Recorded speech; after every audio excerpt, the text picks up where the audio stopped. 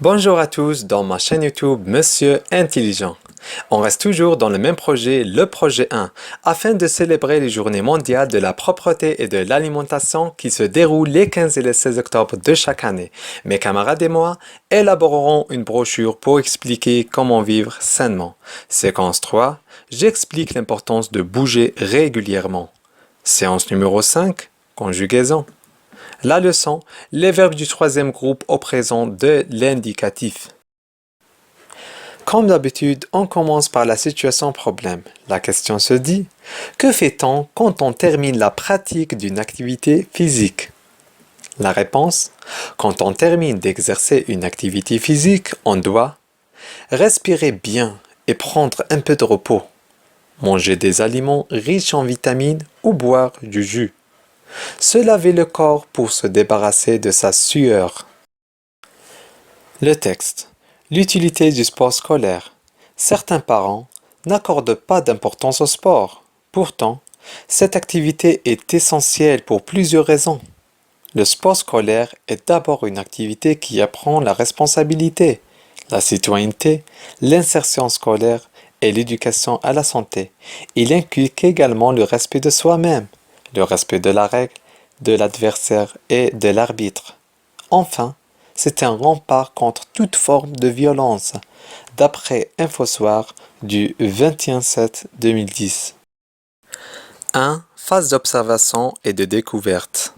La première question. De quoi on parle dans le texte? La réponse, on parle dans ce texte des bienfaits du sport scolaire. Regardez dans le texte, l'utilité du sport scolaire, c'est-à-dire on parle des bienfaits du sport scolaire. La deuxième question. Quels sont les objectifs poursuivis par le sport scolaire? La réponse, les objectifs poursuivis par le sport scolaire sont: le sport scolaire nous fait apprendre la responsabilité, la citoyenneté, l'insertion scolaire et l'éducation à la santé. Il inculque le respect de soi-même, de la règle, de l'adversaire et de l'arbitre. Il est un rempart contre la violence. Regardez dans le texte. Chaque couleur représente un objectif. 2. Phase d'analyse. La première question.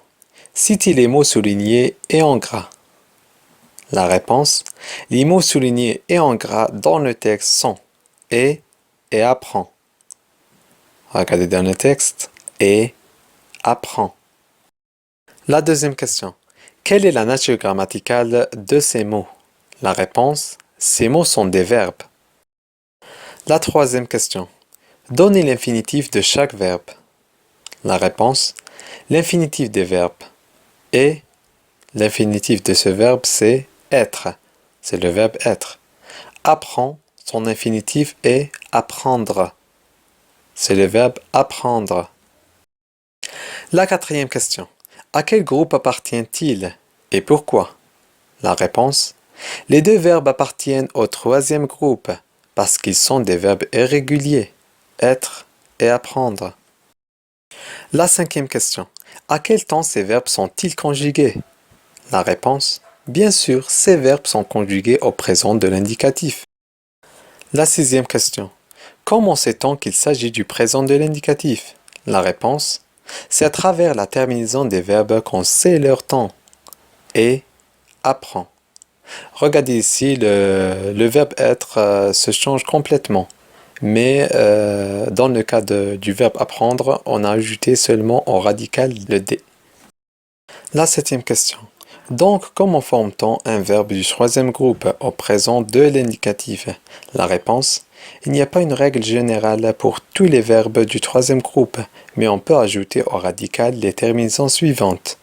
SST, SSD, XXT, plus ONS, EZ, ENT. Exemple, le verbe servir. Le radical de ce verbe, c'est sert. On doit effacer le reste des lettres. Je sers. Le radical sert plus la lettre S. 3. Phase de fixation. Je retiens. On forme le présent de l'indicatif des verbes du troisième groupe en ajoutant au radical les terminaisons suivantes. SST, SSD, XXT, plus ONS, EZ et ENT. 4. Phase d'application. L'exercice numéro 1. Consigne. Conjugue le verbe servir au présent de l'indicatif. La correction de l'exercice. Pour conjuguer le verbe servir, il faut au préalable mettre le radical du verbe servir devant les pronoms personnels.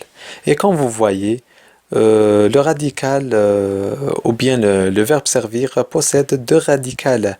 Sert avec les pronoms personnels je, tu, il, elle, et serve avec V à la fin avec les pronoms personnels nous, vous et il avec S et elle avec S. Et bien sûr, on doit ajouter les terminaisons du présent de l'indicatif à ces radicales-là. On commence par le pronom personnel je. Oui, très bien, on doit ajouter un S. Je sers. Sers, S-E-R, avec la lettre S à la fin. Avec le tu, on doit ajouter un S. Avec il et elle, on doit ajouter la lettre T. Avec le nous, bien sûr, on doit ajouter au radical serve, qui se termine par V, on doit l'ajouter ONS. Avec le vous, on doit l'ajouter EZ, servez. Avec il avec S et elle avec S, on doit ajouter ENT. Je sers, tu sers, il ou elle sert, nous servons, vous servez, il ou elle servent. C'est la fin de notre cours, j'espère que cette vidéo vous plaît, à bientôt, au revoir.